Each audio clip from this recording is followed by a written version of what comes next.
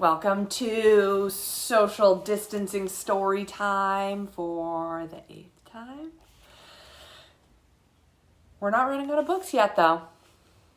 All right, today we're going to start with Where's the Dragon? This one's really fun. Let's see, it's illustrated by Richard Hook, written by Jason Hook. This one's fun because there are over 75, spoiler alert, it's 76, over 75 hidden dragons for you to find. So it's like a fun activity book too, but the story's pretty good. And you get to hear my bad German accent because I've decided that the grandfather is German. Each and every year on the first day of summer, little George hurried off to visit his grandfather.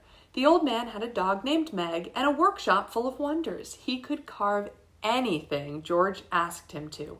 Kites, clocks, flutes, fiddles, and wonderful wooden dragons.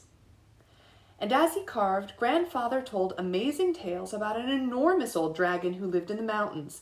His tales seemed so real that George felt he could almost see the dragon. But this year, as Grandfather finished his tales, George asked, "Do you think perhaps I'm too old to believe in dragons?" "Seeing is believing," cried Grandfather. "It's time I took you on a dragon hunt." He asked George to carry all sorts of strange things down to his boat, a telescope, an umbrella, a magnifying glass, and an ancient yellow map. Finally, Grandfather put on a hat with a long, fluffy feather. "This," he chuckled, "is my dragon hunting hat." Off they sailed to hunt for the dragon. George was so full of questions, it was a wonder he didn't burst. "Is he a big dragon?" asked George. "As big as the sky," roared Grandfather. "He must be easy to see," said George. No, not at all," said Grandfather. "To see a dragon, you must hunt high and low and always believe hard enough." When night fell, they tied up the boat and found a nice place to sleep. As they settled down on the riverbank, George, Grandfather, and Meg stared up at the dark sky. "Look, Grandfather," whispered George, pointing up to the stars. "What's that winking in the sky?" "Ach, yes," said Grandfather. "Was a beautiful moon." They all slept well. They all dreamed of dragons. And Meg snored so loudly that the ground seemed to shake and shudder. Or was there another reason that the ground was shaking? In the morning, Grandfather's boat had vanished into thin air. Was it the dragon? George wondered. Not at all, grumbled Grandfather, who was a little nearsighted. Dragons always leave footprints. I see a footprint. Do you see a footprint? I see a really big one right there. And see, there are some hidden dragons. If you look really closely at the pictures, you can see, other than that big dragon that ate the boat, there's some other dragons hiding in the pictures. "And dragons always live on mountaintops," said Grandfather, striding off up a path. A tail, George cried, trying to catch up with the old man. "We've no time for tales," puffed Grandfather. "There's a dragon to hunt." "Do dragons breathe fire?" panted George. "Not at all," wheezed Grandfather, taking off his dragon hunting hat and mopping his brow. "My, but it's hot today."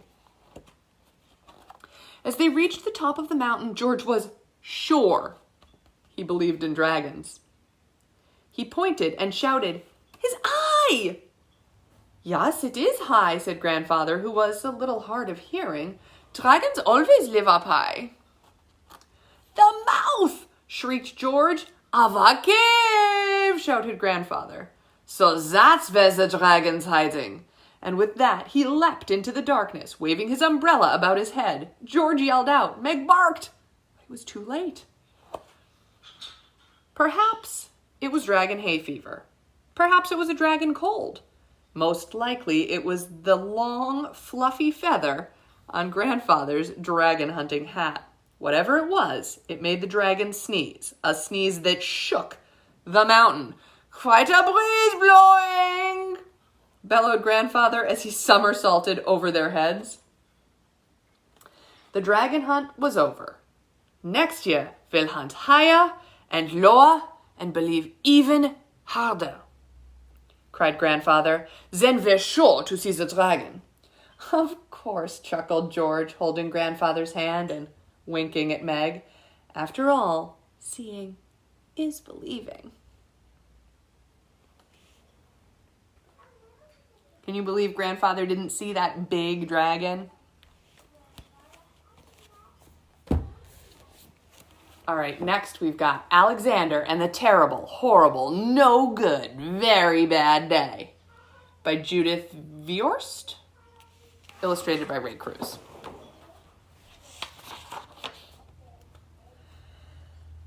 I went to sleep with gum in my mouth. Now there's gum in my hair, and when I got out of bed this morning, I tripped on the skateboard, and by mistake, I dropped my sweater in the sink while the water was running, and I could tell it was going to be a terrible, horrible, no good, very bad day. At breakfast, Anthony found a Corvette Stingray car kit in his breakfast cereal box, and Nick found a junior undercover agent code ring in his breakfast cereal box, but in my breakfast cereal box, all I found was breakfast cereal. I think I'll move to Australia. In the carpool, Mrs. Gibson let Becky have a seat by the window. Audrey and Elliot got seats by the window too. I said I was being scrunched. I said I was being smushed. I said if I don't get a seat by the window, I'm going to be carsick. No one even answered. I could tell it was going to be a terrible, horrible, no good, very bad day. At school, Mrs. Dickens liked Paul's picture of the sailboat better than my picture of the invisible castle. At singing time, she said I sang too loud. At counting time, she said I left out 16. Who needs 16? I could tell it was going to be a terrible, horrible, no good, very bad day. I could tell because Paul said I wasn't his best friend anymore. He said that Philip Parker was his best friend, and that Albert Moyo was his next best friend, and that I was his third best friend. I hope you sit on a tack, I said to Paul. I hope the next time you get double-decker strawberry ice cream cone, the ice cream part falls off the cone part and lands in Australia. There were 2 cupcakes in Philip Parker's lunch bag, and Albert got a Hershey bar with almonds, and Paul's mother gave him a piece of jelly roll that had a little coconut sprinkle on the top. Guess whose mother forgot to put in desserts? It was a terrible, horrible, no good, very bad day. That's what it was, because after school, my mom took us all to the dentist, and Dr. Fields found a cavity just in me. Come back next week and I'll fix it, said Dr. Fields. Next week, I said, I'm going to Australia. On the way downstairs, the elevator door closed on my foot, and while we were waiting for my mom to go get the car, Anthony made me fall where it was muddy. And then when I started crying because of the mud, Nick said I was a crybaby, and while I was punching Nick for saying crybaby, my mom came back with the car and scolded me for being muddy and fighting. I am having a terrible, horrible, no good, very bad day, I told everybody. No one even answered. So then we went to the shoe store to buy some sneakers. Anthony chose white ones with blue stripes. Nick chose red ones with white stripes. I chose blue ones with red stripes, but the shoe man said, we're all sold out. They made me buy plain, old, white ones, but they can't make me wear them.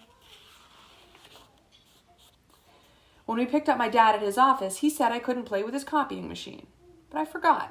He also said to watch out for the books on his desk, and I was careful as could be, except for my elbow. He also said don't fool around with his phone, but I think I called Australia. My dad said, please don't pick him up anymore. It was a terrible, horrible, no good, very bad day. There were lima beans for dinner, and I hate limas. There was kissing on TV, and I hate kissing. My bath was too hot. I got soap in my eyes, and my marble went down the drain. And I had to wear my railroad train pajamas. I hate my railroad train pajamas. When I went to bed, Nick took back the pillow he said I could keep, and the Mickey Mouse nightlight burned out, and I bit my tongue. The cat wants to sleep with Anthony, not me. It has been a terrible, horrible, no good, very bad day. My mom says some days are just like that, even in Australia.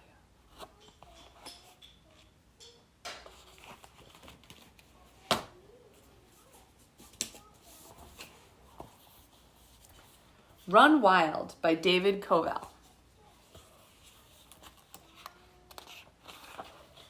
This is another book you can tell is new to our house because it has survived with a book jacket. The almost 3-year-old likes to rip book jackets off. They offend her sensibility. Frankly, she also likes to take sweaters off and her own jackets off. She's always running hot, so maybe she thinks the book is hot. Maybe she's being helpful. I doubt it, but maybe. Hey you, sky's blue. Forget your shoes. Open that door and... Sprout, you're out. Chase the wind. Can you grab it? Go ahead, race a rabbit. Crunch, crack, twig, snap. Squeaky clean, who cares about that? Squish, squirm, fiddlehead fern. Meet a beetle, talk to worms. Run, run, wild, wild, all day long, the sun's gonna smile. Are you brave? Come on, explore. Grr, grr, grizzly, roar. Faster feet, on to the shore. Hot, hot, burning sand. Ah, cool. Hello, clam. Take a deep breath. 1, 2, 3. We're fish in the salty sea. Now up for air. Just float there. Waves rolling, daydreams flowing. What's next, you wonder? Crash, boom, thunder. Run, run, wild, wild. Some days the sun won't smile. Rain dumps. There'll be slippery slumps, bruises, bumps, and rotten stumps. Ugh. Slug. Are you okay? I think so. Come on then. Let's keep going. Breeze blowing, sunset glowing. Oh, moon's gonna smile. Run, run, wild, wild. It says this book is by David Covell, who grew up in the wilds of Maine and only came home when it was time for dinner. I think that's pretty nice. And it kind of reminds me of a lot of days around here.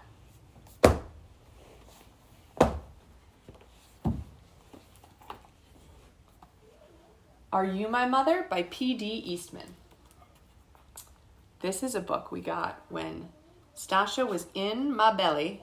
We didn't know if she was going to be a boy or a girl. We called her baby Smitty. My friend Jess gave this to us. It says, I hope this story always makes you smile. And it's still a favorite. A mother bird sat on her egg. The egg jumped. Oh no, said the mother bird, my baby will be here. He will want to eat. I must get something for my baby bird to eat, she said. I'll be back. So away she went. The egg jumped. It jumped and jumped and jumped. Out came the baby bird. Where's my mother? He said. He looked for her. He looked up. He didn't see her. He looked down. He didn't see her. I'll go and look for her, he said. So away he went. Down out of the tree he went. Down, down, down. It was a long way down. The baby bird could not fly. He could not fly, but he could walk. Now I will go and find my mother, he said. Hey, Eve, how you doing?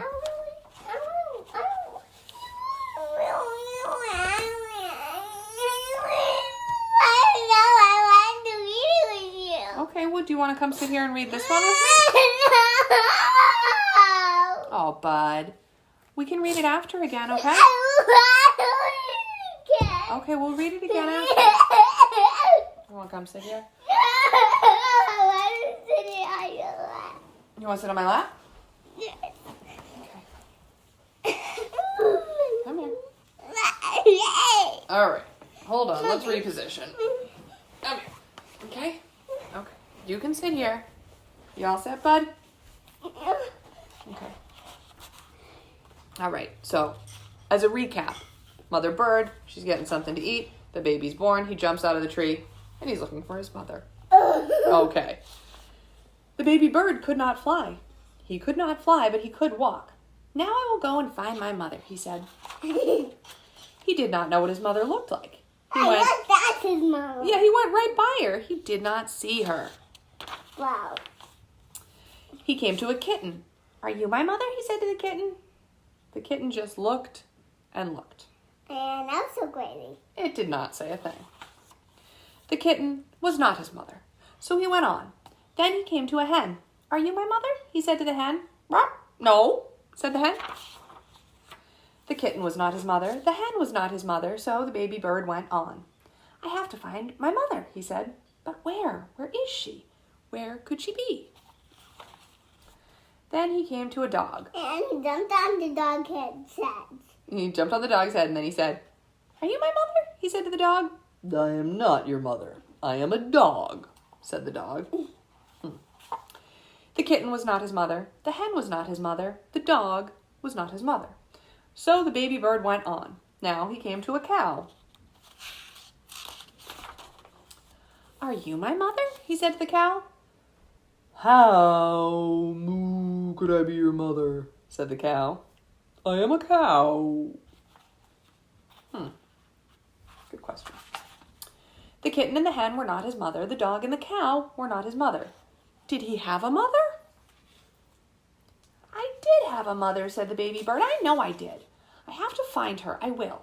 I will. Now the baby bird did not walk. He ran.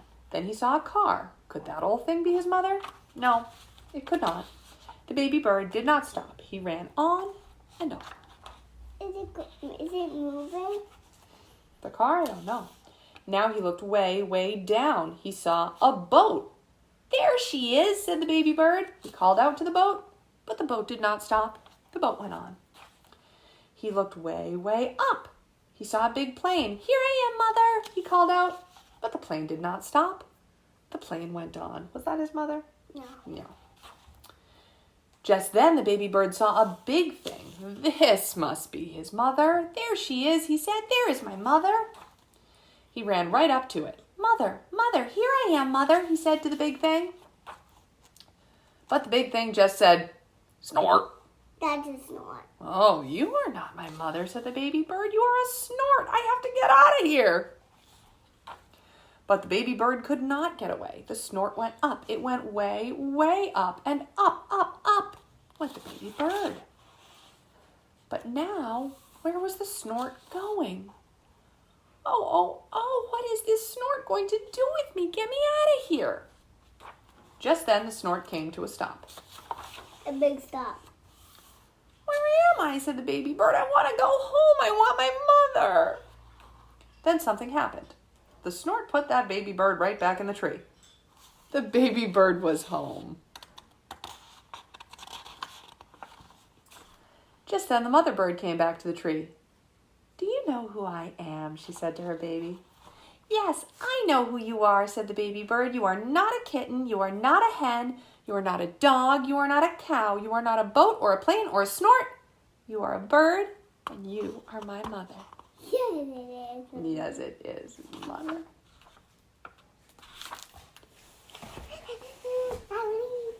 Wait, we already did that one. We'll do that one after, honey. Can you pick this one or the one next to us right here?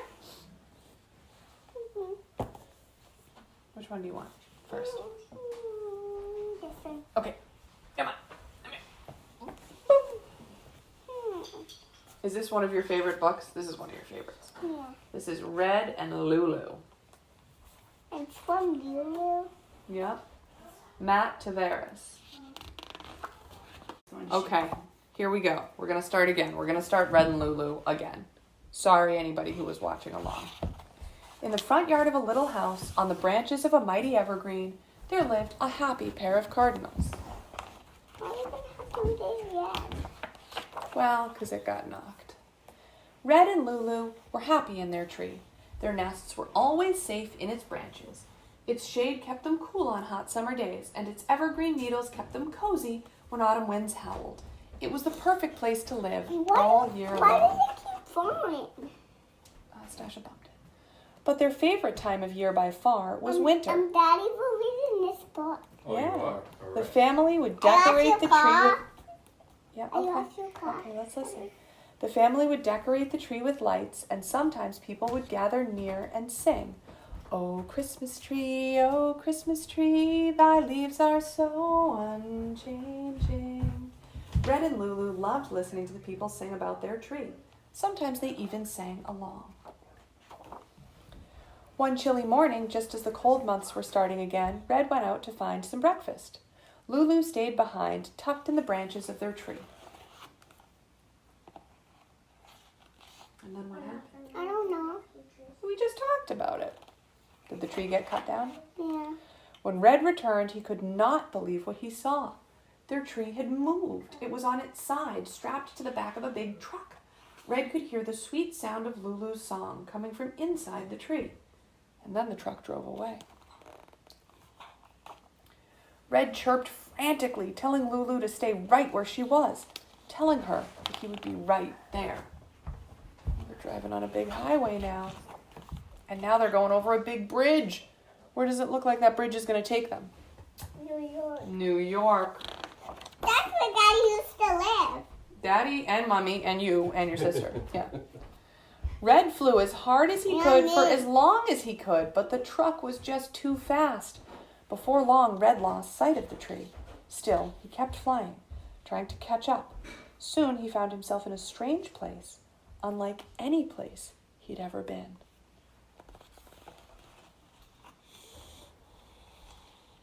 For days, Red searched everywhere. He was tired and hungry. He wondered if he would ever see Lulu again. What's that? Is that the lion outside of the New York Public Library? Right next to where Mommy's office used to be? That's Times Square. Daddy used to work there. Yeah, that's his office.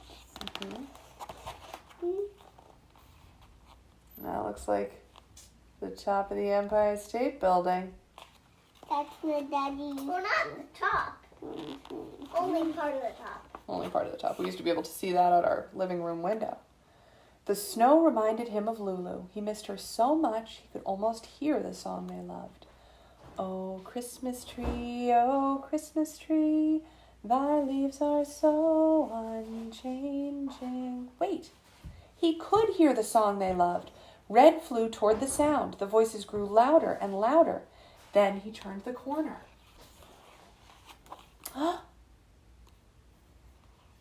Red chirped with glee and soared over the singing crowd. He flew right for their favorite branch. He's looking around. Lulu! He found her. Look at all those beautiful Christmas lights. And angels with trumpets. Is Lulu the board? Lulu's that bird right there. Oh. Why? That's her name. Is that Rockefeller Center? And why are they skiing all night? They're skating. They have a skating rink there. Red and Why Lulu, are they skating because though? it's fun. Red and Lulu were happy in their tree and watched with pride as hundreds of thousands of people marveled at its beauty. But then one day workers came and took their tree away again. This time, Red and Lulu stayed. They found a new place to make a home, in a park surrounded by trees and grass and lots of friends. What park do you think they were in? Central Park? Grand Central. Central Park, yeah. Yep, they were in Grand Central. Now, every year, when the air turns cold, Red and Lulu take a special trip. And when the crowd comes to sing, they sit together, snuggled close on a snowy branch, and listen. Can you sing with me? Oh, Christmas tree, your leaves are so unchanging. Sometimes they even sing along. And then here's a little story about the Rockefeller Center Christmas tree. Before there were even any buildings in New York City's Rockefeller Center, there was a tree. On Christmas Eve in 1931, construction workers decorated a 20-foot evergreen with whatever they could find. Strings of cranberries, paper And garlands. then now you guys sing Oh, Christmas tree? No, but we'll read the other book. Paper garlands, tin cans. And the dragon one again. No, and even foil gum wrappers. Hold on, honey. Little did they know that they were starting a tradition that would last for 8 decades and beyond.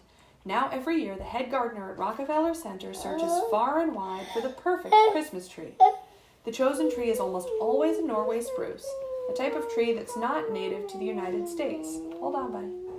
So it's usually not found in the forest, but in someone's yard where it was planted decades ago. Once on its pedestal, the Rockefeller Center Christmas tree stands as tall as an 8-story building and is decorated with more than 45,000 multicolored lights. The star on top weighs 550 pounds. Holy moly. That's like 2 mummies, a daddy, a Stasha, and an Evie.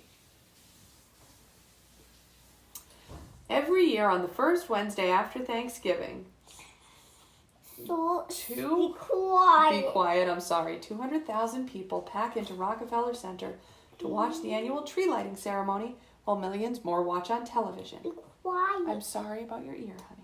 And every day until the tree is taken down in January. Please be quiet. Maybe just don't lean into my face.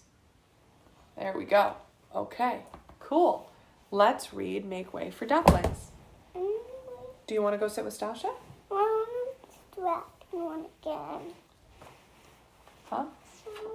After. We'll read it after. Okay, so last book for today is Make Way for Ducklings by Robert McCloskey.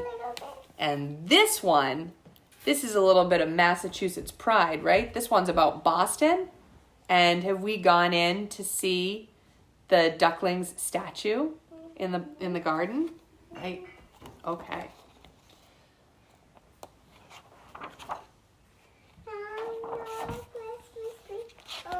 Okay, let's hold off on Oh Christmas Tree for a minute. Let's listen to this book. Okay. Mr. and Mrs. Mallard were looking for a place to live, but every time Mr. Mallard saw what looked like a nice place, Mrs. Mallard would say it was no good. There were sure to be foxes in the woods or turtles in the water, and she was not going to raise a family where there might be foxes or turtles. So they flew on and on.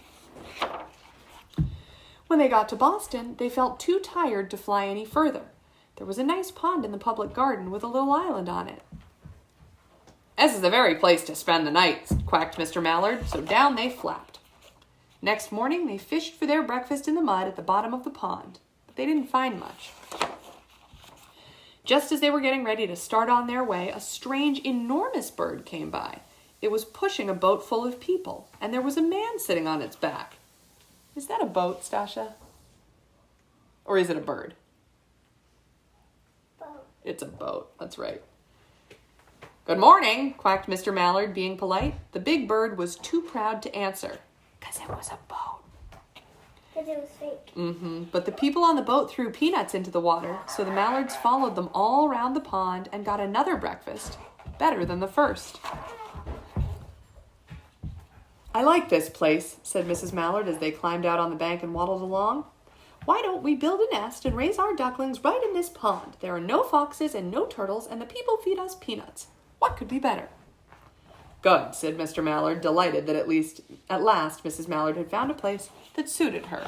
But, look out, squawked Mrs. Mallard, all of a dither. You'll get run over. And when she got her breath, she added, this is no place for babies with all these horrid things rushing about. We'll have to look somewhere else. So they flew over Beacon Hill and round the State House, but there was no place there. They looked in Louisburg Square, but there was no water to swim in. Then they flew over the Charles River. Well, this is better, quacked Mr. Mallard. Quack. That island looks like a nice quiet place, and it's only a little way from the public garden. Yes, said Mrs. Mallard, remembering the peanuts. That looks like just the right place to hatch ducklings. So they chose a cozy spot among the bushes near the water and settled down to build their nest. And only just in time, for now they were beginning to molt. All their old wing feathers started to drop out, and they would not be able to fly again until the new ones grew in. But of course, they could swim, and one day they swam over to the park on the riverbank, and there they met a policeman called Michael. Michael fed them peanuts, and after that the Mallards called on Michael every day.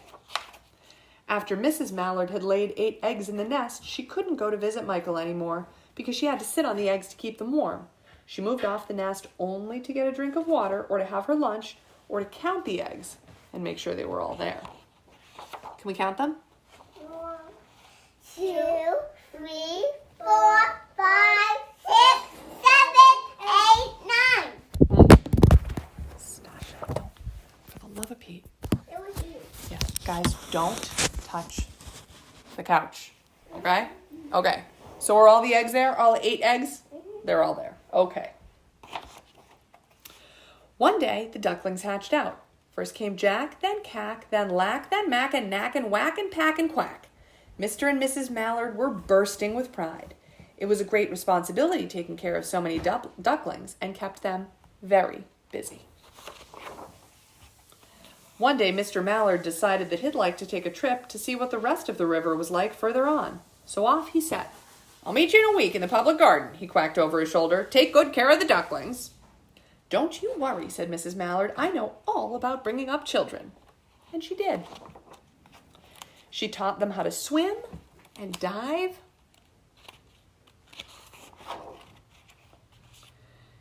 She taught them to walk in a line, to come when they were called, and to keep a safe distance from bikes and scooters and other things with wheels.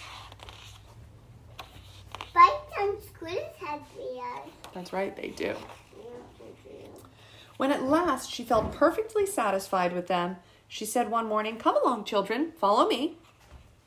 Before you could wink an eyelash, Jack, Cack, Lack, Mack, Knack, Whack, Pack, and Quack fell into line, just as they had been taught. Mrs. Mallard led the way into the water, and they swam behind her to the opposite bank. There they waded ashore and waddled along until they came to the highway. Mrs. Mallard stepped out to cross the road. Honk, honk, went the horns of the speeding cars. Quack, went Mrs. Mallard as she tumbled back again. Quack, quack, quack, went Jack, Cack, Lack, Mack, Knack, Whack, Pack, and Quack, just as loud as their little quackers could quack. The cars kept speeding by and honking, and Mrs. Mallard and the ducklings kept right on quack, quack, quacking. They made such a noise that Michael came running, waving his arms and blowing his whistle. Quack, quack, quack, honk, honk, tweet, tweet. He planted himself in the center of the road, raised one hand to stop the traffic, and then beckoned with the other, the way policemen do, for Mrs. Mallard to cross over. As soon as Mrs. Mallard and the ducklings were safe on the other side and on their way down Mount Vernon Street, Michael rushed back to his police booth. He called Clancy at headquarters and said, "There's a family of ducks walking down the street," Clancy said. "Family of what?" "Ducks," yelled Michael. "Send a police cat, quick." Meanwhile, Mrs. Mallard had reached the corner bookshop and turned onto Charles Street with Jack, Cack, Lack, Mack, Knack, Whack, Pack, and Quack all marching in a line behind her. Everyone stared. An old lady from Beacon Hill said, "Isn't it amazing?" And the man who swept the street said, "Well, now, ain't that nice?" And when Mrs. Mallard heard, she was so proud she tipped her nose in the air and walked along with an extra swing in her waddle. When they came to the corner of Beacon Street, there was the police car with 4 policemen that Clancy had sent from headquarters. The policemen held back the traffic so that Mrs. Mallard and the ducklings could march across the street. Right on in to the public garden.